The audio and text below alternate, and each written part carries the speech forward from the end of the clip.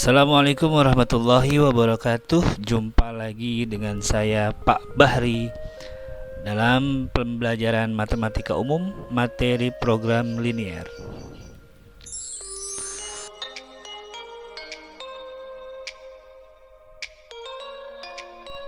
Kompetensi inti dan kompetensi dasar yang diharapkan setelah pembelajaran ini adalah yang pertama, KI 1, menghayati dan mengamalkan ajaran agama yang dianutnya.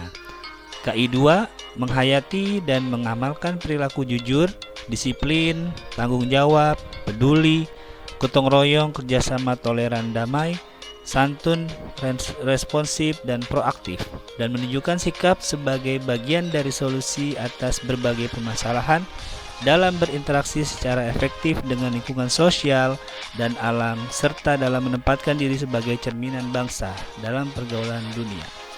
KI 3, memahami, menerapkan, dan menganalisis pengetahuan faktual, konseptual, prosedural, dan metakognitif berdasarkan rasa ingin tahunya tentang ilmu pengetahuan, teknologi, seni budaya, dan humaniora dengan wawasan kemanusiaan, kebangsaan, kenegaraan, dan peradaban terkait penyebab fenomena dan kejadian, serta menerapkan pengetahuan prosedural pada bidang kajian yang spesifik sesuai dengan bakat dan minatnya dalam memecahkan masalah.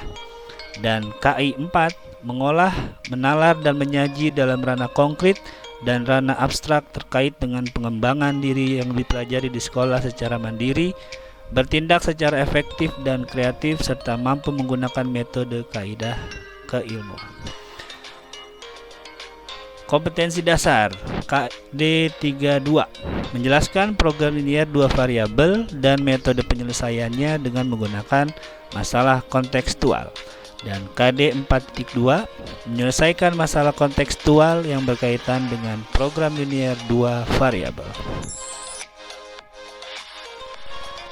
Setelah tujuan pembelajarannya, yaitu yang pertama, siswa mampu membuat model matematika soal yang berkaitan dengan program linier. Yang kedua, siswa mampu menentukan daerah penyelesaian program linier. Dan yang terakhir, siswa dapat menentukan nilai optimum masalah program linier yang berkaitan dengan masalah kontekstual sehari-hari. Nah, dalam program linier ini ada beberapa langkah yang harus diperhatikan untuk menyelesaikan masalah berkaitan dengan program linier. Yang pertama, yaitu menentukan variabel. Karena 2 variabel berarti kita harus menentukan variabel X dan variabel Y-nya. Langkah yang kedua yaitu membuat tabel. Membuat tabelnya itu sesuai dengan soal yang diberikan atau masalah yang disajikan. Langkah yang ketiga, membuat model matematika berupa fungsi kendala dan fungsi objektif berdasarkan tabel yang telah dibuat sebelumnya. Fungsi kendala ini adalah batasan masalah, sedangkan fungsi objektif itu adalah fungsi tujuan dari program linier yang ditanyakan.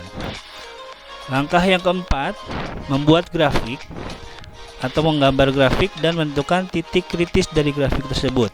Setelah itu baru kita uji titik kritisnya dengan cara mensubstitusi variabel X dan Y pada titik kritis ke fungsi objek. Untuk lebih memahami, ini adalah contoh masalah yang berkaitan dengan program linier. Contohnya seperti ini.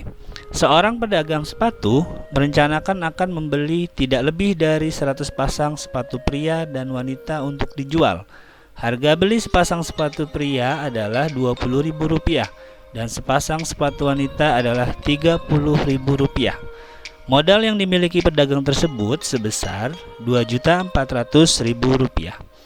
Jika sepasang sepatu pria dijual seharga Rp24.000 dan sepasang sepatu wanita dijual seharga Rp35.000, maka keuntungan maksimum yang dapat diperoleh pedagang tersebut adalah, nah ini adalah salah satu contoh dari masalah yang berhubungan dengan program linier.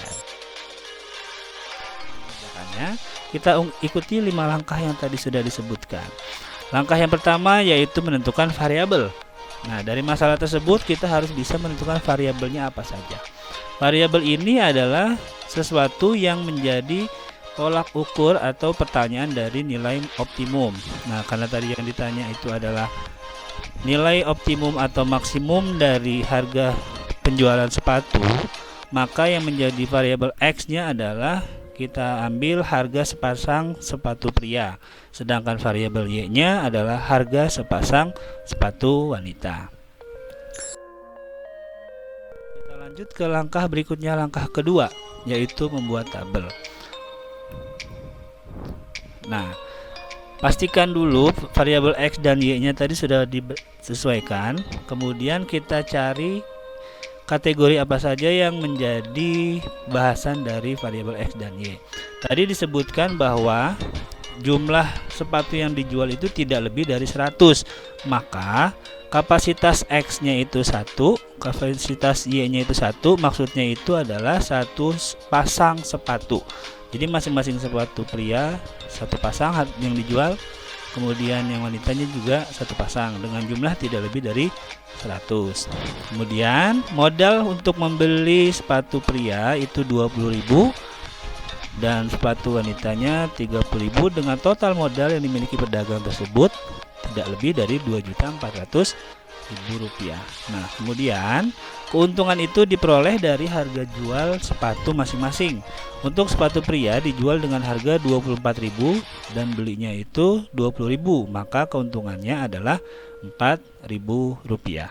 Sedangkan sepatu wanita dijual dengan harga 35.000 dikurang dengan harga belinya sebesar 30.000, maka keuntungan untuk satu pasang sepatu wanita adalah Rp5.000.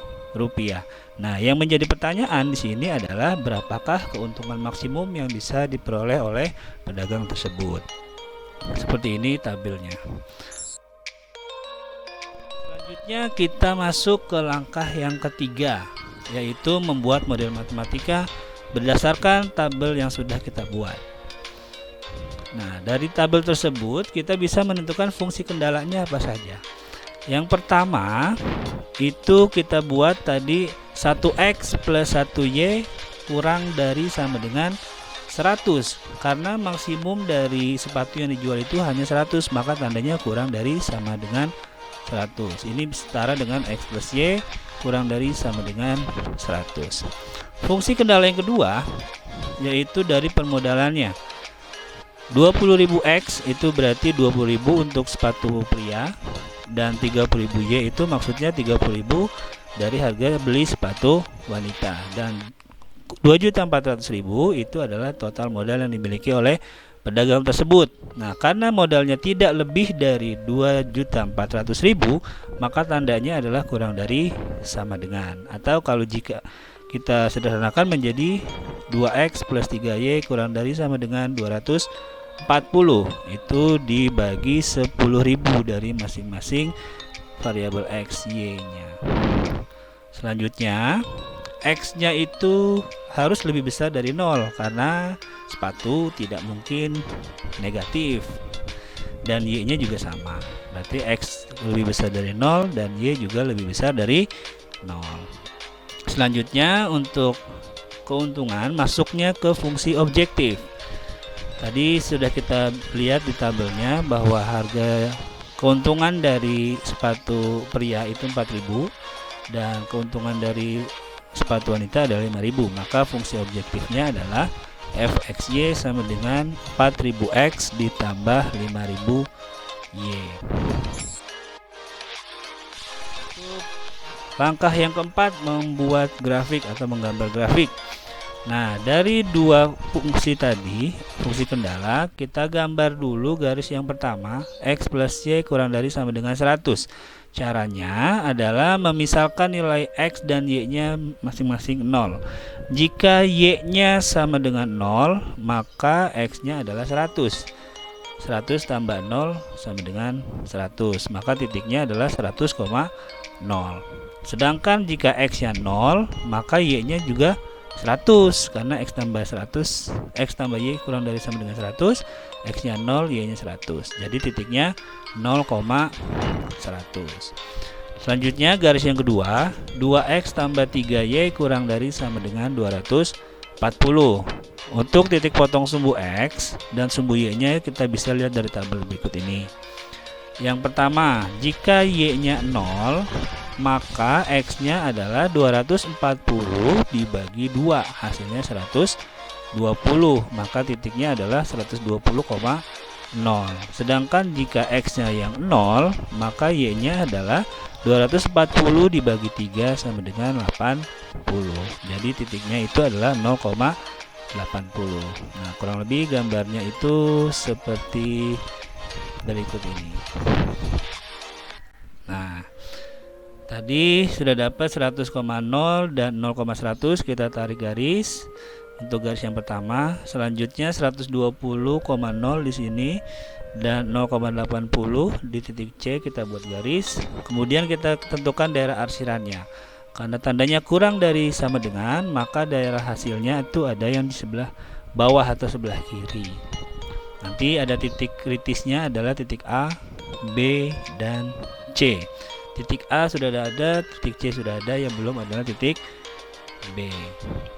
Nah, jika tandanya lebih besar dari 0, maka kita ambil yang paling atas atau paling kanan.